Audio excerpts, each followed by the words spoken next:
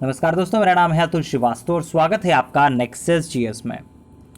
Topic है bank धोखाधड़ी में ई सिम का उपयोग। ये टॉपिक आप लोगों ने पढ़ा होगा, सुना होगा, लगातार न्यूज़पेपर में हेडलाइंस बनती जा रही हैं इससे रिलेटेड।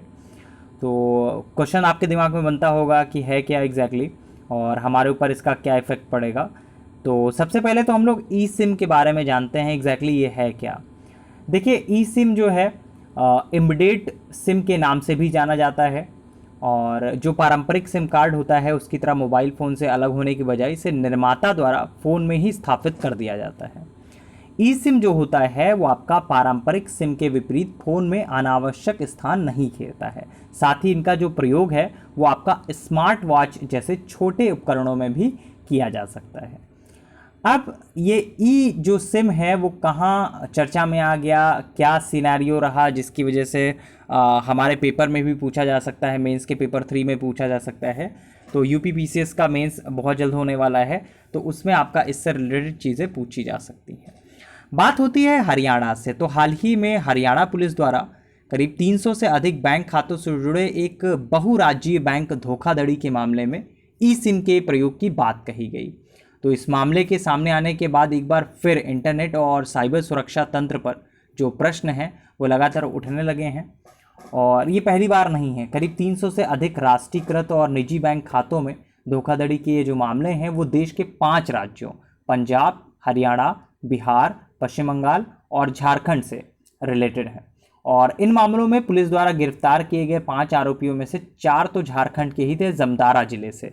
तो आप लोग लगातार सुन रहे होंगे जमतारा केस, तो जमतारा केस यही है। तो बैंक धोखाधड़ी जो है उससे जुड़े इन मामलों में आरोपियों द्वारा पीड़ितों के बैंक खाते से पैसे निकालने के लिए ई सिम का प्रयोग किया गया था।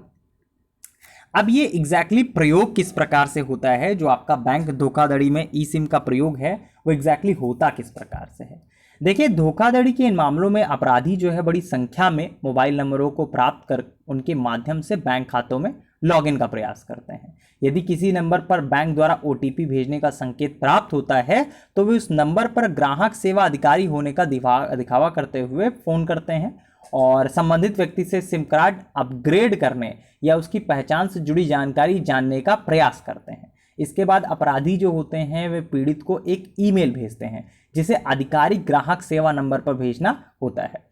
तो वास्तविकता में तो यह पीड़ित व्यक्ति के फ़ोन नंबर से अपनी ईमेल आईडी जोड़ने का एक तरीका होता है जिसके माध्यम से अपराधी जो होते हैं वो पीड़ित के सिम को ई सिम में बदलने के लिए आधिकारिक आवेदन कर सकते हैं। तो यह प्रक्रिया जो है पूरी होने के बाद पीड़ित के नंबर से जुड़ी जो सभी सेवाएं हैं, मतलब बैंक खाते से रिलेटेड, ये अपराधियों की पहुंच में आ जाती है।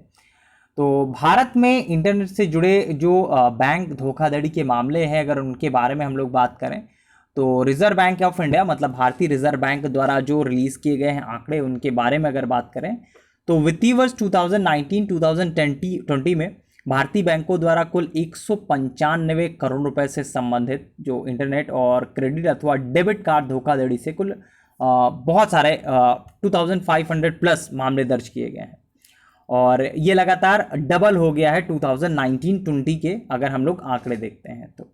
और वर्तमान अगर वित्तीय वर्ष में बात करें तो अप्रैल से जून के बीच में इंटरनेट और क्रेडिट या फिर डेबिट कार्ड धोखाधड़ी से संबंधित जो 530 मामले दर्ज किए गए हैं, इस मामले में कुल 27 करोड़ रुपए की धोखाधड़ी देखी गई है। तो ये लॉकडाउन का जो टाइम पीरियड रहा उसमें कहीं ना कहीं ये आपका अपडेट हुआ है या फिर आपका बोल सकते हैं कि ये चीज़ें ज़्यादा होने लगी हैं। कैसे कैसे प्रयास होते हैं उसके बारे में बात करें तो बैंक धोखाधड़ी की निगरानी और पहचान में सुधार हेतु आरबीआई द्वारा विभिन्न डेटाबेस और सूचना जो प्रणालियां हैं उनको जोड़ने का प्रयास किया जा रहा है। आरबीआई द्वारा इलेक्ट्रॉनिक बैंकिंग जागरूकता और प्रशिक्षण या फिर ई बात कार्यक्रम के माध्यम से जागरूकता बढ़ाने का प्रयास किया जा रहा है। पूछा जा सकता है ई बात किससे रिलेटेड है इस टाइप से। अब आगे का क्या सिनेरियो रहेगा उसके बारे में अगर हम लोग बात करें तो पुलिस के अनुसार आपका बैंकों और टेलीकॉम जो कंपनियां हैं उनकी ओर से प्रतिक्रियात्मक कमी और तत्परता का अभाव जो है ऐसे मामलों में वृद्धि का एक बहुत बड़ा कारण है। और ऐसे मामलों से बचने का जो सबसे प्रभावी ग्राहक जागरूकता को ही माना जा सकता है। अतः लोगों को किसी जो संदेहप्रद लिंक है उस पर क्लिक करने तथा किसी भी अपनी निजी साझा जो जानकारी है वो साझा करने से बचना चाहिए। तो कुल मिलाकर एक नॉर्मल सिनेरियो में अगर आप सोचते हैं कि अगर आपको किसी तरह का लिंक प्रोवाइड किया जाता है या फिर आपसे कोई निजी जानकारी अपनी मांगता है तो बिल्कुल भी उसको ना प्रोवाइड करें, क्योंकि ये चीज़ें जो है वो लगातार बढ़ रही हैं। जो बैंक धोखाधड़ी मामले हैं वो लगातार इंक्रीज़ कर रहे हैं। जैसा कि मैंने बताया कि 2019-2020 से लगातार ये केसेस डबल हो गए हैं। तो ऑब्वियस सी बात है कि ये समस्या जो है वो आगे बढ़ रही है। तो बैंकिंग क्षेत्र में जो तकनीकी है उसके प्रयोगों को बढ़ावा देने के साथ इससे जुड़ी जो सुरक्षा है उसको मजबूत बनाने पर विशेष ध्यान दिया जाना चाहिए। बैंक के द्वारा जो स्थानीय प्रशासन है उसके सहयोग से जो नवीन तकनीकें हैं और उससे जुड़ी जो सुरक्षा चुनौतियां हैं उनके संदर्भ में जन जागरूकता को बढ़ाने हेतु आवश्यक प्रयास किया जाना चाहिए।